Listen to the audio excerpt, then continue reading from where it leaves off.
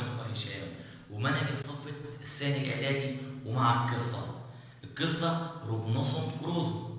روبنسون كروزو المؤلف بتاعها دانيال ديفو اتولد في لندن، من أعظم المؤلفين. طبعا دانيال ديفو أول ما اتخرج من المدرسة اشتغل رجل أعمال، وبعد ما اشتغل بيزنس مان هي سيلز اند باي، بقى يبيع ويشتري. بعد كده اشتغل في التجارة، بعد كده أصبح ريبورتر صحفي. بعد كده كتب كتيرة جدا، من أهمهم روبنسون كروزو، كتبها وهو عنده 59 سنة. طبعا دانيال ديفو اتولد في لندن، ومن أعظم الكتاب اللي كتب قصص في اللغة الإنجليزية.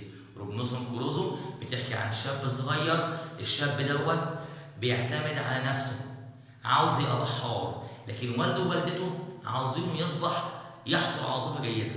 الفصل الأول بيحكي إن اتولد طبعا روبنسون كروزو في لندن، والشاب ده كان بيحب التعليم بسيط، لكن أهله عاوزينه يتعلم أكتر عشان يحصل على وظيفة جيدة.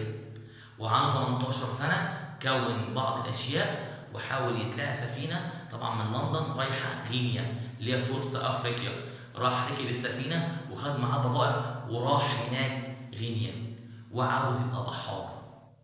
بعد ما هناك باع البضائع ورجع لندن ومعاه فلوس كتيرة جدا، رجع العودة تاني. وهو راجع قابله بعض القراصنة خدوا روبنسون كروزو والناس اللي معاه وباعوهم كعبيد في المغرب.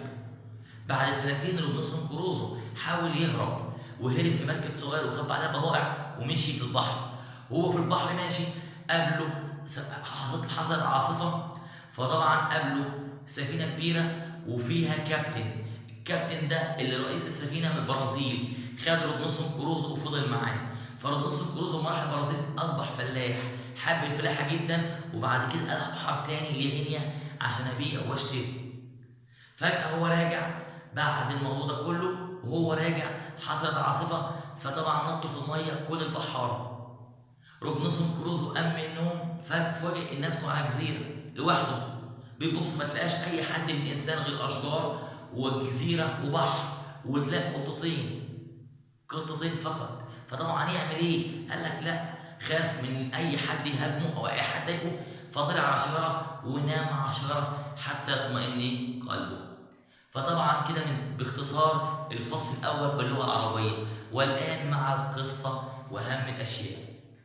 روبنسون كروزو طبعا القصة باي دانيال ديفو. روبنسون كروزو اتولد 1632 يورك إن إنجلاند، اتولد في يورك إن إنجلاند. loved to be sailor، كان عاوز يبقى بحار. وهو أول واحد يقابله ويحبه جدا فرايداي سبانيش بيرسونال، سجين أسباني. he was brought to the island by dangerous men، في ناس جابوه وأحضروا لهذه الجزيرة. يبقى عرفنا اختصار الفصل الأول كله. أهم الأسئلة: what did Crusoe parents want from him؟ أهله كانوا عاوزين لكروزو يبقى إيه؟ they wanted him to find a good job، يعني يتمنوا إن يحصل هو على وظيفة جيدة. what did Crusoe want to be when he was young؟ ما هي الوظيفة اللي كان نفسه يريدها كروزو؟ he wanted to be a sailor، عاوز يكون بحار. where is غيونا اللي هي غينيا؟ it is in the West Africa، في غرب أفريقيا.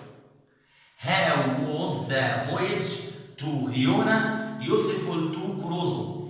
ليه الرحلة لغينيا دي مفيدة لكروزو؟ he became a good sailor، أصبح بحار جيد. and made a lot of money، وكون فلوس. where did كروزو find himself when he woke up؟ أين كروزو وجد نفسه لما هو استيقظ؟ he found himself on a beach of an island، اتلاقى نفسه على شاطئ في جزيرة.